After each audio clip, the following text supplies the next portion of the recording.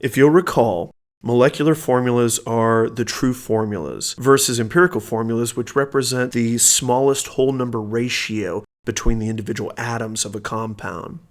So here we have the molecular formula for glucose, C6H12O6, and its empirical formula, CH2O, again just meaning for every one carbon, there's got to be 2 hydrogens and 1 oxygen.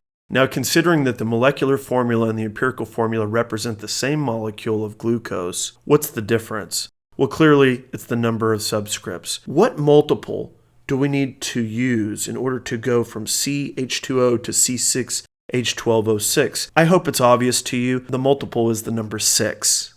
And this is important information to be aware of when you're trying to solve a molecular formula starting with an empirical formula. You have to find the multiple that will yield the true molecular formula. Let's go ahead and compare